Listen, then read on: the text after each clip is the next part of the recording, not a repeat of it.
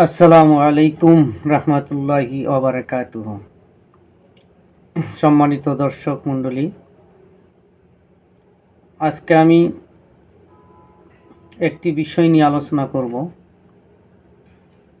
সেটা হচ্ছে, আমরা জানি সামনে 12ই ফেব্রুয়ারি আমাদের জাতীয় সংসদ নির্বাচন হতে যাচ্ছে।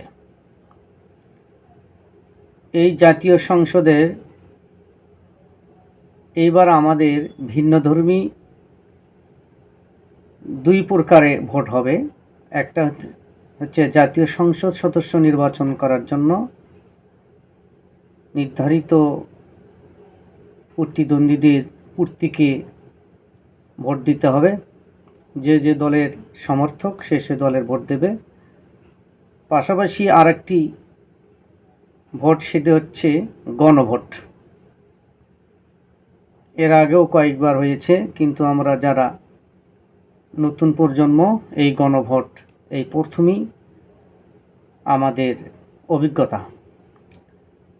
তো আমি সংক্ষিপ্ত সময়ে এই গণভোট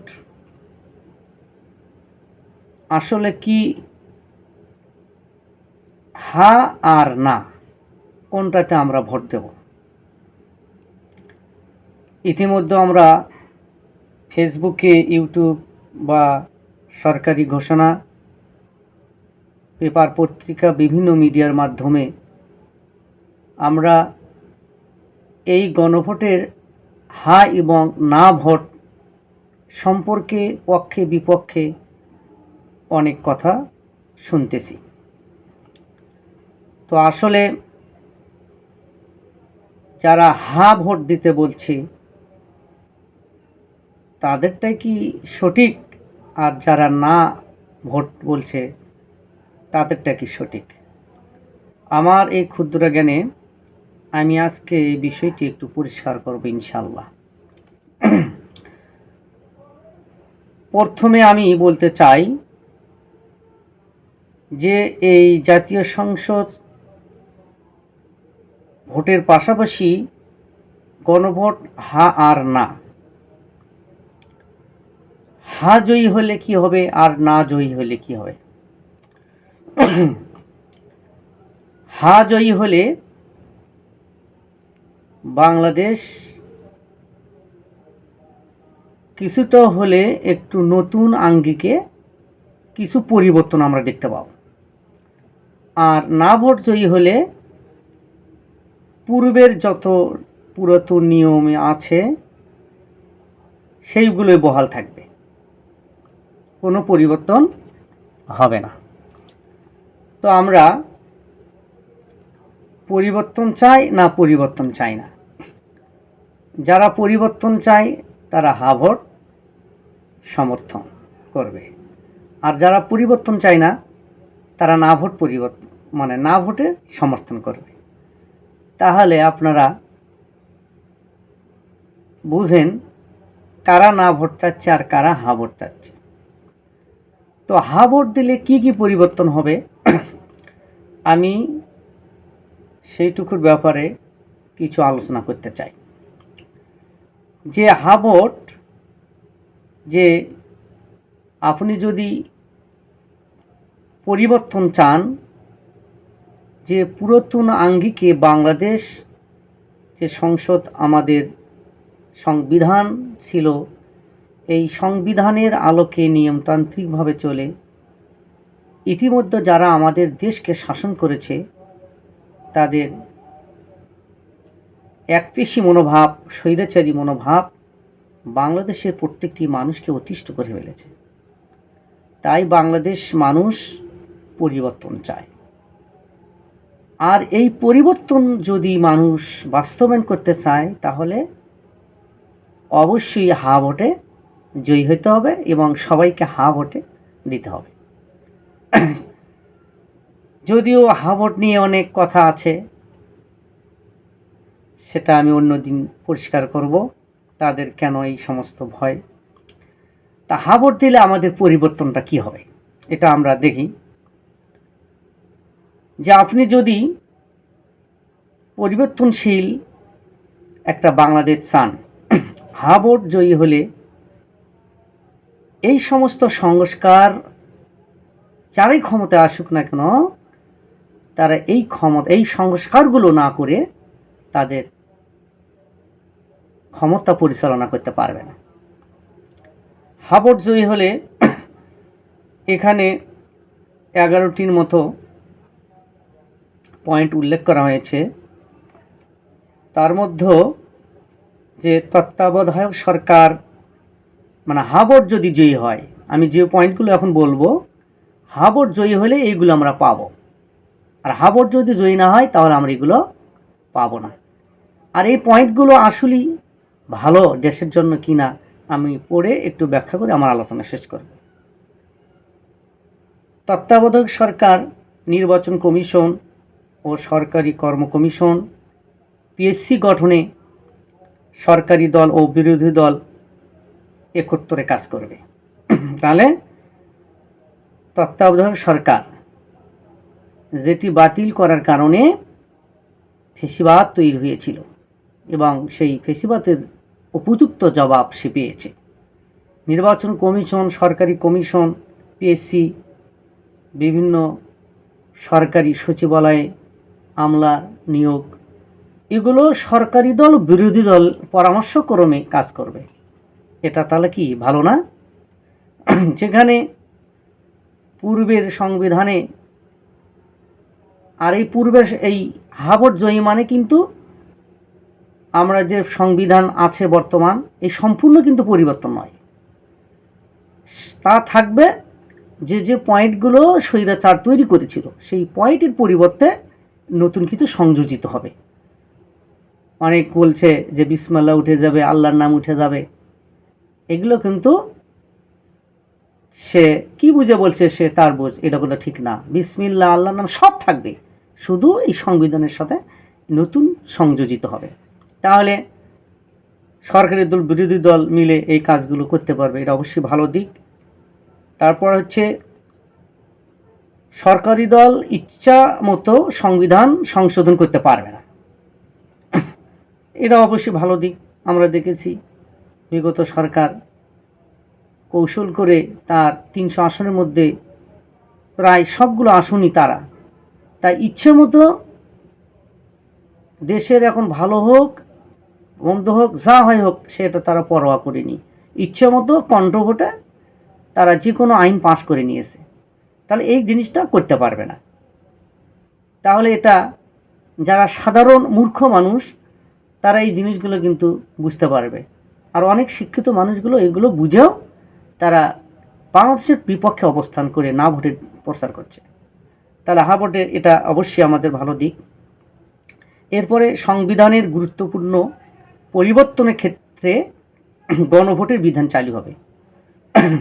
তাহলে গুরুত্বপূর্ণ পরিবর্তন শুধু সংসদ সদস্য মুষ্টিময় তার ইচ্ছা মতো নিতে পারত, কিন্তু একটা বিশাল পরিবর্তন করতে গেলে আমরা জনগণের মতামত, তখন এই গণভোটের বিধান চালু হবে।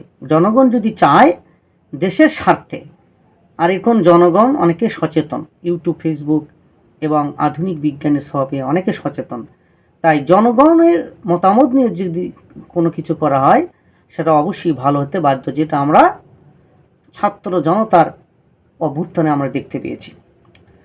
আচ্ছা, তারপরে বিরোধী দল থেকে ডেপুটি স্পিকার এবং গুরুত্বপূর্ণ সংসদীয় কমিটি সমূহের সভাপতি নির্বাচিত হবে।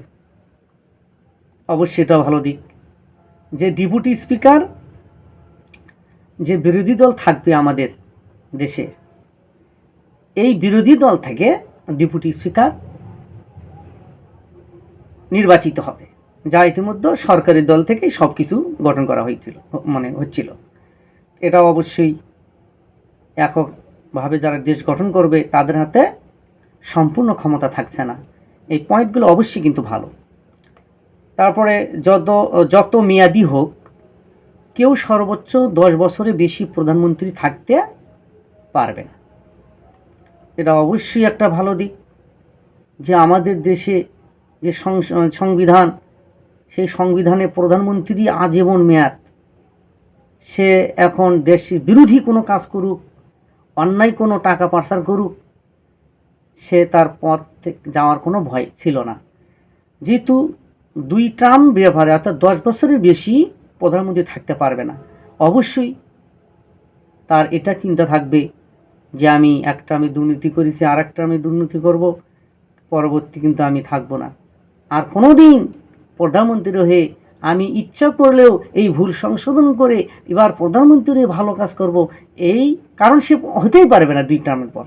এই জন্যে যারা প্রধানমন্ত্রী হবে তারা অবশ্যই দেশের জন্য ভালো কিছু চিন্তা করে, এবং তার ক্ষমতা যে 10 বছর পর হতে পারবে না এটা মাথায় রেখে সে কিন্তু স্বৈরাচার হতে পারবে না।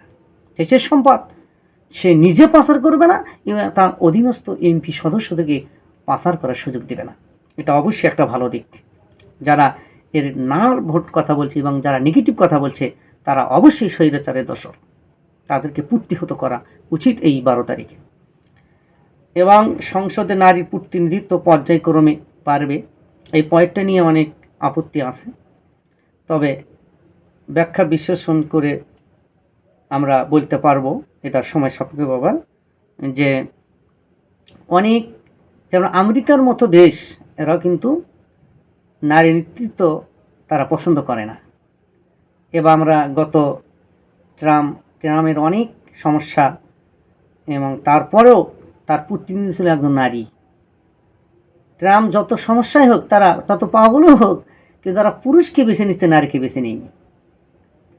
আর আল্লাহ প্রদত্ত একটা বিধানই নারী এবং পুরুষদের অনেক পার্থক্য করে তৈরি করা হয়েছে, যে যে আল্লাহর সেই বিধানেও বলে যে নারীরা শাসন ক্ষমতা তারা ঠিকমতো চালাতে পারবে না। যাই এটা আমাদের বিশেষজ্ঞরা সংসদে বা দেশের সেবায় নারীদের কোন পর্যায়ে রাখলে হবে সেটা তারা ঠিক করবে। আশা করি যে আল্লাহর বিধান মতে নারী পুরুষদের যে স্বতন্ত্রতা দিয়েছেন এটা বিধান করে করা হবে, এটাও আমাদের ভালো দিক। ক্ষমতার ভারসাম্য প্রতিষ্ঠার জন্য পার্লামেন্টে একটি উচ্চ কক্ষ গঠিত হবে, যেটা অনেক দেশে আছে, যে ভারসাম্য রক্ষার জন্য একটা উচ্চ কক্ষ গঠিত হবে, যেখানে হায়ার এডুকেটেড পারসন, বিজ্ঞানী, ইঞ্জিনিয়ার, অ্যাডভোকেট, এই ধরনের ভালো ভালো লোকগুলো নিয়ে উচ্চ কক্ষ গঠিত হবে, এটা অবশ্যই ভালো দিক। তারপরে দেশের বিচার ব্যবস্থা স্বাধীনভাবে কাজ করবে। এই বিচার ব্যবস্থাকে প্রয়োগ করে অনেকে তার অপরাধকারীর পক্ষে তারা অনেক রায় নিয়ে নেয়, কিন্তু এই বিচার ব্যবস্থা যদি স্বাধীন হয়, একটা প্রধানমন্ত্রী যদি অপরাধ করে, রাষ্ট্রপতিও যদি অপরাধ করে এবং তার বিরুদ্ধে যদি কোনো মামলা হয়, সঠিকভাবে সেই মামলার রায় আমরা পাব। তাহলে এই বিচার ব্যবস্থা স্বাধীন হলেই আমাদের দেশকে যারা পরিচালনা করে তারা সাহস পাবে না এই সমস্ত দুর্নীতি করতে। এটা অবশ্যই ভালো দিক। আপনার মৌলিক অধিকারের সংখ্যা কখনো মৌলিক অধিকারের সংখ্যা বাড়বে, যেমন এখানে ইন্টারনেট সেবা কখনো বন্ধ করা যাবে না।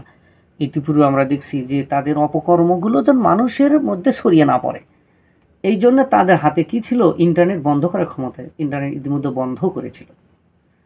তাহলে এবং আমরা পরবর্তী ইন্টারনেট খুলে দেওয়ার পর দেখছি তাদের কিছু কিছু আমলনামা প্রকাশ হয়েছে, তারা জঘন্যভাবে ছাত্র জনতার উপরে গুলি করে মেরে ফেলছে। তাহলে ইন্টারনেট সেবা কোনোদিন বন্ধ করতে পারবে না, অবশ্যই এটাও ভালো দিক।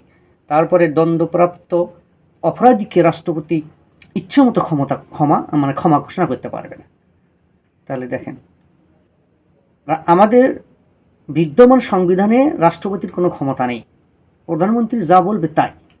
প্রধানমন্ত্রী তার চোখের ইশারায় সব রাষ্ট্রপতি সবকেই নিয়োগ দেয়, এবং জঘন্য দুর্ধর্ষ সন্ত্রাসী ফাঁসির আসামিকে প্রধানমন্ত্রীর ইশারায়, যেহেতু রাষ্ট্রপতির কাছে কোনো ক্ষমতা নাই, সে যদি প্রধানমন্ত্রীর কথা না শোনে তার রাষ্ট্রপতি থাকবে না, তাই না?